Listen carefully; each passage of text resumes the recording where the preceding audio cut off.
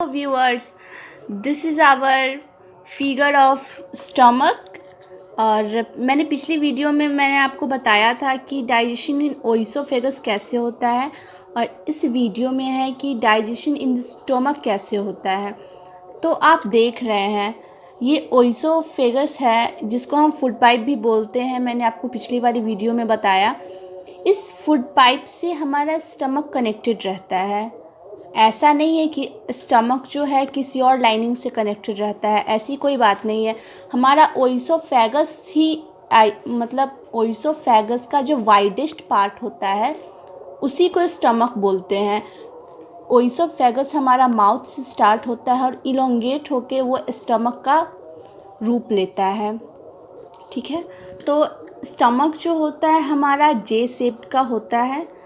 और जैसे कि मैंने पहले ही आपको बताया कि ओइसोफेगस तक जितना डाइजेशन कंप्लीट रहता है तो उसके बाद वो स्टमक में आता है।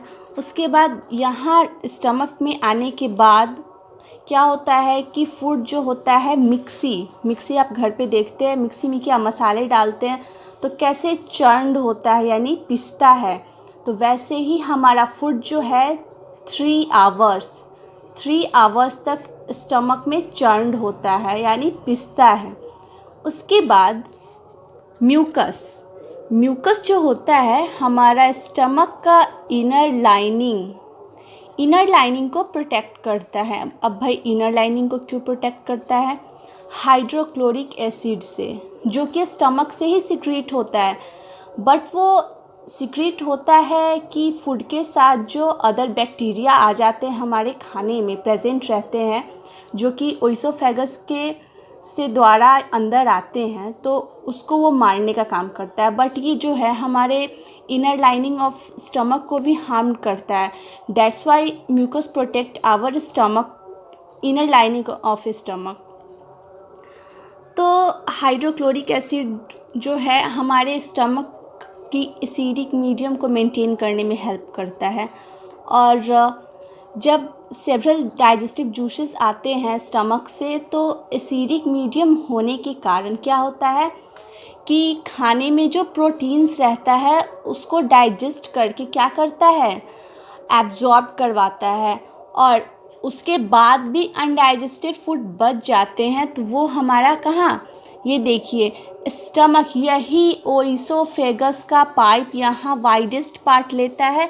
और यही ओइसोफेगस का जो पाइप है जिसको हम फूड पाइप बोलते हैं, यही हमारा स्मॉल इंटेस्टाइन बनता है। यही जो हमारे माउथ से शुरू होता है और एनस पे जाके ख़त्म होता है। तो चलिए एक बार जो है हम शुरू से इसको रिकॉल, अगर आपको ये नोट्स लिखने हैं तो आप वीडियो को पॉज करके आप इसको लिख सकते हैं। देखिए जैसे कि मैंने आपको बताया है, digestion in the stomach is J shaped structure. Stomach की जो स्ट्रक्चर होती है वो जे शेप्ड की होती है। Food is churn into 3 hours. तो कभी भी खाना जो है 1-1 घंटे के अंतराल में नहीं खाना चाहिए। इससे क्या होता है, हमें अनडाइजेशन हो जाता है, क्योंकि यहाँ तो जगह स्पेस रहेगा ही नहीं, तो खाना हमारा डाइजेस्ट कैसे होगा। और हम लोग क्या कुछ खाते रहते हैं। This is very bad habit. तो हमेशा हमको ना 3 आवर्स के अंतराल में ही खाना खाना चाहिए।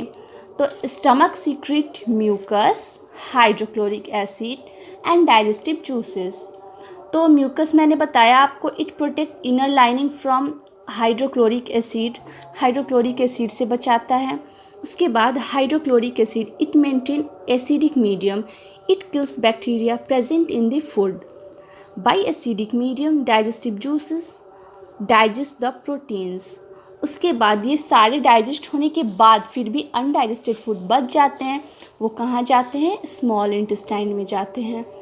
तो अब हमारा 2 बच रहा है, स्मॉल इंटेस्टाइन का डाइजेशन और लार्ज इंटेस्टाइन का डाइजेशन। ये जो है हमारे नेक्स्ट वीडियो में आपको दिखेगा, क्योंकि डाइजेशन बहुत बड़ा है।